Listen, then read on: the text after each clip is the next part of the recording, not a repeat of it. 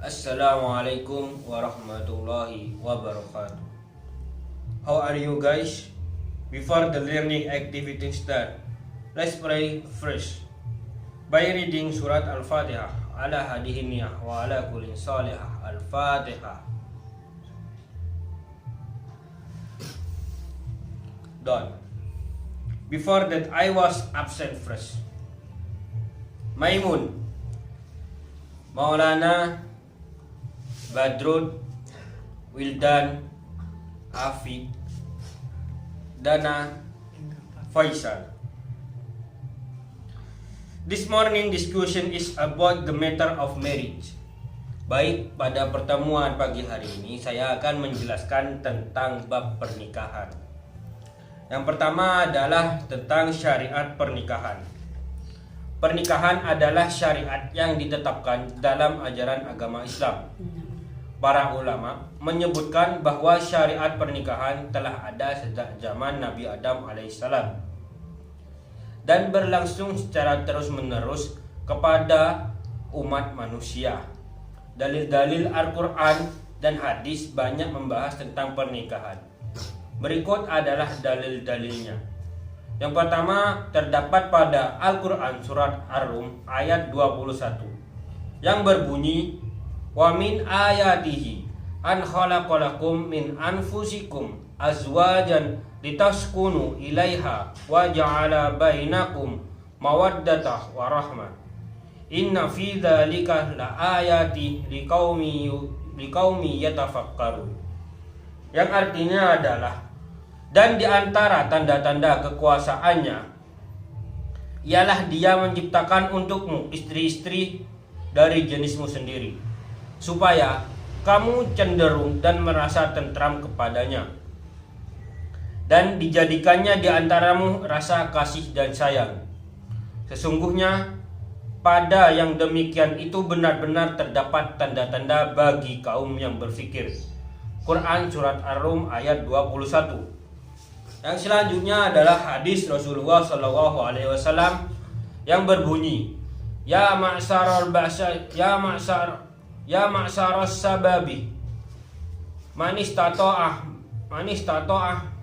ba'atan falyatawazzawaj fa innahu adasu lil basari wa ahsanu li farji wa man lam yastati fa alaihi bisawmi fa innahu lahu wija'u.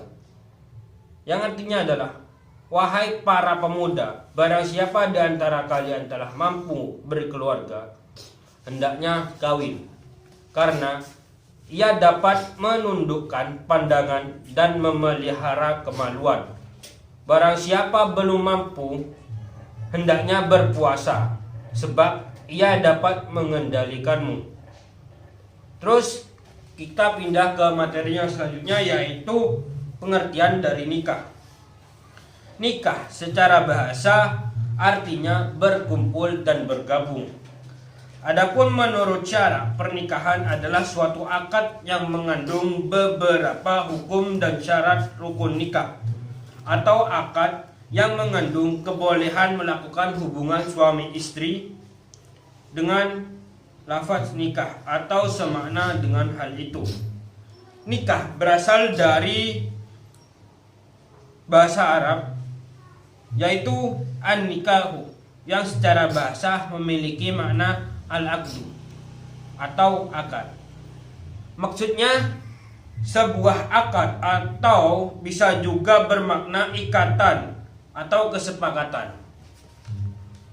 Nikah juga bermakna al-waqtu, yang artinya hubungan seksual. Selanjutnya adalah hukum nikah.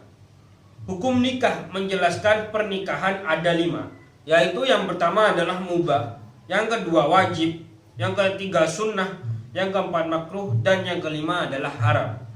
Sesuai dengan kondisi yang ada, pernikahan ada tujuan dari dilaksanakannya pernikahan tersebut. Yang pertama adalah mubah. Mubah, hukum asal menikah adalah mubah. atau boleh, dan inilah yang menjadi dasar hukum pernikahan. Terus yang kedua adalah sunnah. Hukum menikah menjadi sunnah bagi orang yang ingin menikah, mampu menikah, dan mampu pula mengendalikan diri dari perzinahan. Terus yang ketiga adalah wajib. Hukum menikah menjadi wajib bagi orang yang ingin menikah, mampu menikah, dan ia khawatir berbuat zina jika tidak segera menikah. Terus yang keempat adalah makruh. Hukum menikah menjadi makruh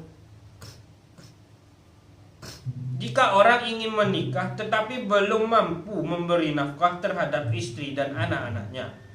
Hukum makruhnya menikah juga berlaku bagi orang yang tidak mampu memberi nafkah batin atau hubungan seksual bagi istrinya, walaupun ia kaya dan memiliki harta yang melimpah. Yang terakhir adalah haram. Ada juga pernikahan yang haram di sisi lain, seperti pernikahan yang tidak memenuhi syarat dan rukun, seperti pernikahan tanpa wali atau pernikahan tanpa saksi. Terus kita ubah ke materi selanjutnya adalah tujuan pernikahan. Tujuan pernikahan adalah yang pertama memperoleh ketenangan hidup. Yang kedua adalah memperoleh rasa cinta dan kasih sayang atau mawaddah warahmah. Yang ketiga adalah memenuhi kebutuhan seksual secara sah dan diridhoi oleh Allah. Terus yang keempat adalah memperoleh keturunan yang sah. Dan yang kelima, mewujudkan keluarga bahagia di dunia dan akhirat. Terus yang terakhir adalah meningkatkan ibadah kepada Allah Subhanahu wa taala. Maybe this material is enough. If there are those who still don't understand, they can still their friend or to me. Al-Fatihah together. Al-Fatihah. Done.